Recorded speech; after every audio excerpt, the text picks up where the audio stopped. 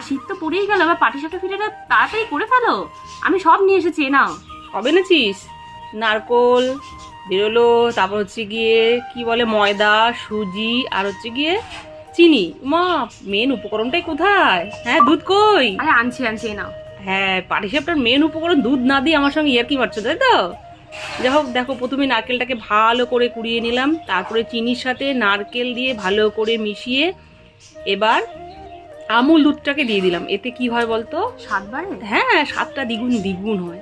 এবার দেখ, জাল করা গরুর দুধ, তার সাথে সাথে সুজি দিলাম, দিলাম চিনি, আর দিলাম পরিমাণ মতো ময়দা, দিয়ে ভালো করে নেড়ে চেড়ে একটা ব্যাটার বানালাম। এবার ব্যাটারের স্বাদটাকে আবার দ্বিগুণ করার জন্য কি দিলাম দেখ। আবার আমুল দুধ? হ্যাঁ, স্বাদটা দ্বিগুণ হবে। আরে খাবো তো একবার, একটু ভালো করেই খাবো, জানিস তো। দেখ, এবার প্যানে সামান্য একটু তেল দিয়ে তেলটাকে ঘুরিয়ে একটু ব্যাটার দিয়ে ব্যাটারটাকে নেড়ে চেড়ে একটুখানি বড় করে নিলাম।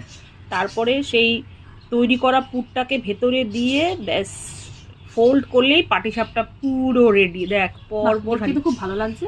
দেখতে ভালো, খেতেও ভালো হয়েছে। দেখ, ভাঙলাম, ভেতরে পুর, দেখ, আহ, দারুণ। এবার একটু মুখে দিলাম, দেখ, শীতকালে সেই বেস্ট পিঠেটা একদম তৈরি করে ফেললাম।